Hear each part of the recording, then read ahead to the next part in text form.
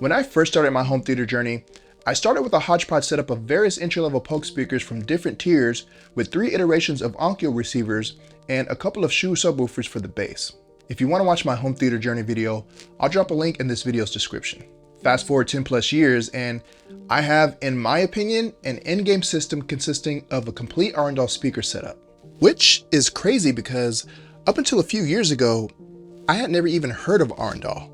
That is, until I saw them reviewed over on Spare Change's YouTube channel, now just called Shane Lee. Thanks for paving the way, Shane. I've seen hundreds of different speakers in person, as well as reviewed across numerous YouTube channels, but for some reason, the Arendals just caught my eye. Maybe it was the build quality, maybe it was the speaker design, or maybe it was because Arendal was the new kid on the block and nobody really knew much about them.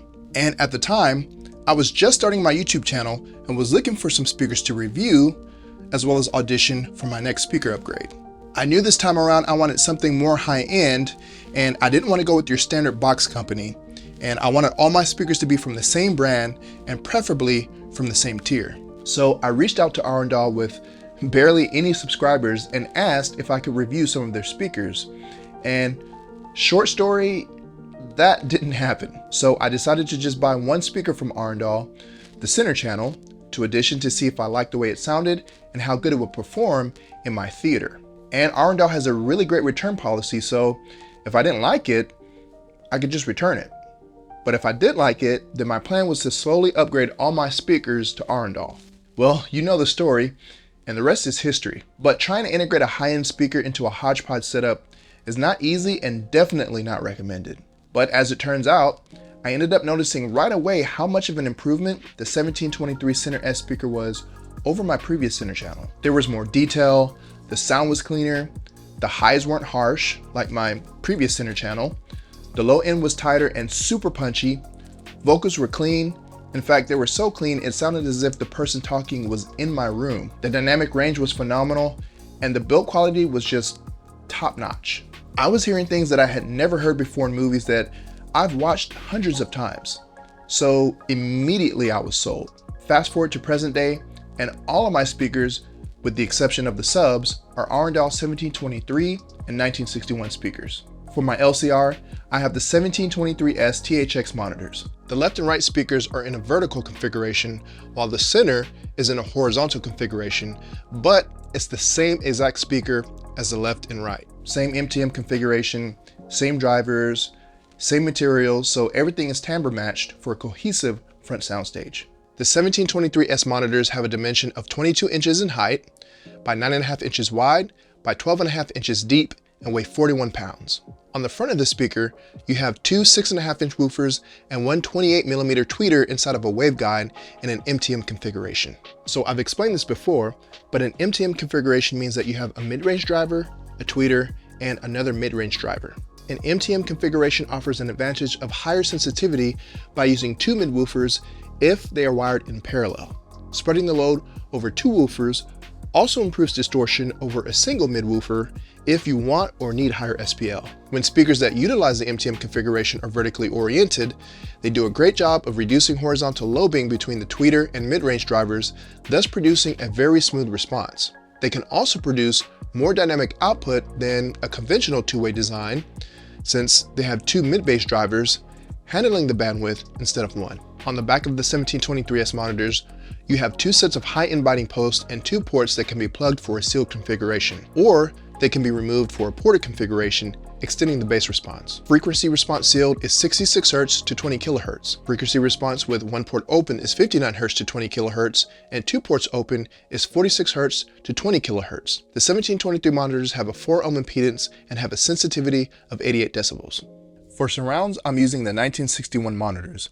And I went with the 1961s for my surrounds because I don't have enough room width-wise to use the 1723 surrounds. Ideally, I would like to have all my bed layer speakers be exactly the same for the same cohesiveness that my LCR has, but I just don't have that luxury. So I went with the 1961 monitors, and the 1961s are no slouch. The 1961 monitors also have an MTM configuration, but in a much smaller cabinet size, coming in at 16.6 inches high by 6.4 inches wide by 5.9 inches deep. Woofer size has also been reduced on the 1961 monitors, with two 5.5-inch woofers and the same 28mm tweeter also inside of a waveguide. It's also a 4-ohm speaker with a sensitivity rating of 87 decibels. For my height channels, I'm using the 1961 bookshelf speakers up front, as well as the 1961 height speakers in the rear for a 7.2.4 configuration. The 1961 bookshelf and the 1961 height speakers are essentially the same speaker, but the height channels have this kind of wedge design and are slanted on the front. And then on the back, you have multiple mounting options with the keyhole, or you can mount these to a VESA 100 rated mount. Both the 1961 bookshelf and height speakers are 4 ohms and have a 28mm tweeter inside of a waveguide with one 5.5-inch woofer. Frequency response is 75 Hz to 20 kHz with a speaker sensitivity of 84 decibels. To say that a complete Arendal Home Theater is in-game would be an understatement. Every time I watch a new movie, or movies that I've seen numerous times for that matter, I'm just in awe in how far I've come and how my home theater has evolved since I purchased my first home theater in a box. The amount of power, detail, and clarity in my theater is incredible. All right, let's check out some demos. But first, let me tell you about the gear I'm using for this review. For content, I'll be streaming all of the demo scenes over my network to my Zadoozee 20 Pro, and all of my movie files are ripped to a 1:1 digital copy using Make MKV. Audio is going to be in Dolby Atmos or DTS-X. Processing the audio is an Emotiva RMC1, and my speaker configuration is a 7.2.4 with 1723 and 1961 Arendal speakers.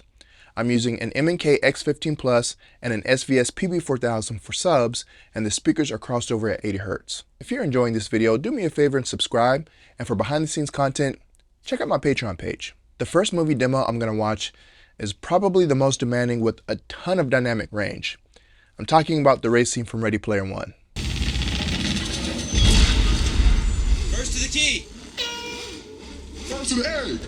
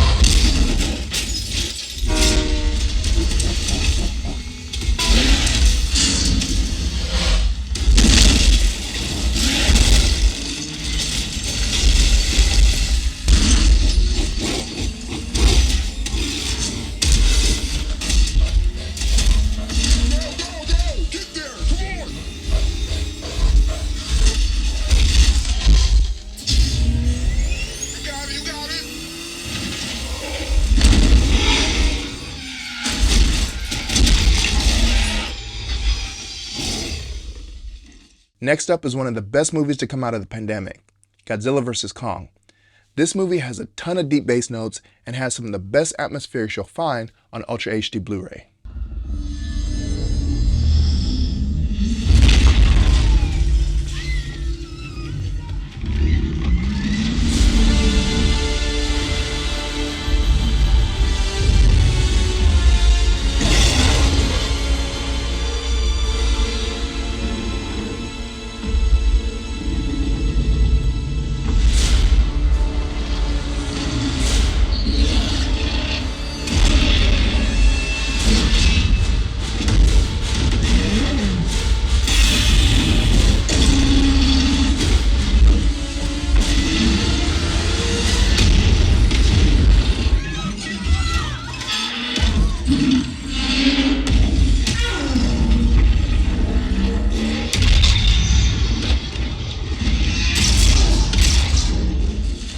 Last up is that chase scene from The Batman.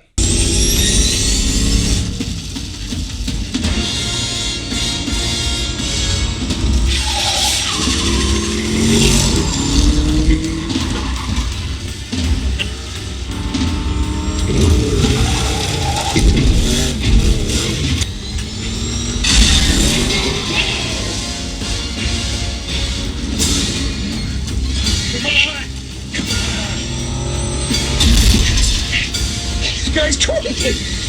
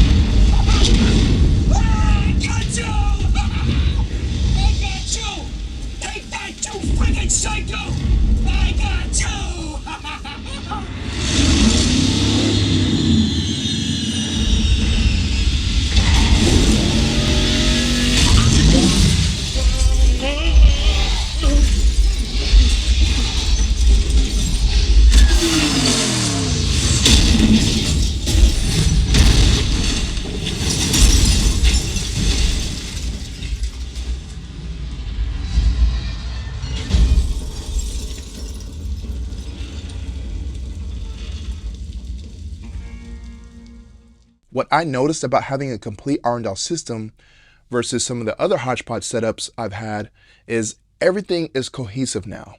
Even with the small 1961s for surrounds. Everything is more prominent and in your face in a good way. But even more quieter and subtle scenes from movies like the Quiet Place series is just more realistic and enveloping. Going back to Ready Player One, this movie has always sounded awesome no matter what my setup was like. But with an Arendal Home Theater, I believe I am truly experiencing the director's intent. Anytime an avatar explodes into coins, you can hear every individual coin in front of and around you. Even through all the chaos of a scene like this, I can hear wood splitting into individual shards, and there's a brief moment when the T-Rex is on screen. He bites this strand of rope lights that are hanging above the racers, and you can hear the rope lights snap and the bulbs being crushed, which I have never heard that before on any of my previous setups. Ready Player One is a constant barrage of mayhem and destruction, and with an Arendal Home Theater, you feel like you're right in the middle of it. The sound design on Godzilla vs. Kong should have won a ton of awards. I remember seeing it for the first time during COVID on HBO Max, and even though it was a highly compressed stream, it still sounded pretty good. And I remember I couldn't wait to hear what the physical release would sound like, and it didn't disappoint. And with an Arendal setup, it's just a pure, unadulterated audio extravaganza. Anytime characters are in any kind of large open space, the atmospherics are so incredibly well designed and the Arendals reproduce the effect perfectly. Case in point, when Godzilla and Kong get their rematch in Tokyo, Godzilla bites Kong on the neck and Kong lets out this massive cry right in the middle of the city. And the height channels really do an incredible job of making it sound like Kong is life-size and in your room, in your space, and standing above you just crying out in pain. It's one of my favorite scenes to demo, period.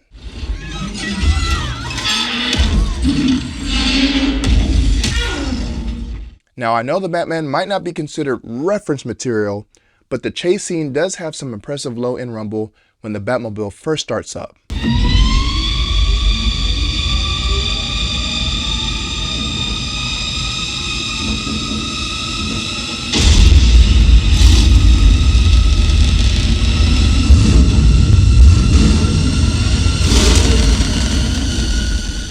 I like this scene because we all know what driving is like, and sometimes it can be hard to recreate that experience on screen and make it believable, much less a car chase. But again, the audio design is done really well here, and when you have a cohesive system, this scene can really come to life with car wrecks and explosions. And in the last part of this scene, Penguin's car must have flipped over like 10 times, and the Arendals make you feel like you're inside the car experiencing the crash with all of the objects inside the car just flying around everywhere. I know a lot of you guys that are subscribed to the channel watching this have an Arendal setup, so when I say that this is in-game, you know what I'm talking about. In fact, a few weeks ago, one of my buddies came over and the first scene that I put on was Godzilla vs. Kong. The first thing he said was, "Man, I'm just enjoying being immersed in this movie." And that's really what an Arendal system does. It totally immerses you and makes you forget that you're watching a movie. Arendal has truly created something special that can transport you into an immersive experience where you feel like you're part of the movie rather than just watching it. So that's my review of my Arendal 1723 and 1961 home theater. Make sure you stay tuned to the channel because my Arendal setup is about to get even better because I have Arendal's flagship subwoofer, the 2V with dual 13-inch drivers, coming in tomorrow. And I'll be doing a review of that sub as well. Thank you guys for watching, and thank you Arendal for your continuous support of the channel. Make sure you like, share, and subscribe, and turn on notifications so you don't miss any new content on the channel. And remember, wherever you're at on your home theater journey, make sure you enjoy it. For Haterade Cowboy Cinema, I'm Haterade Cowboy, and I'll see you guys in the next video.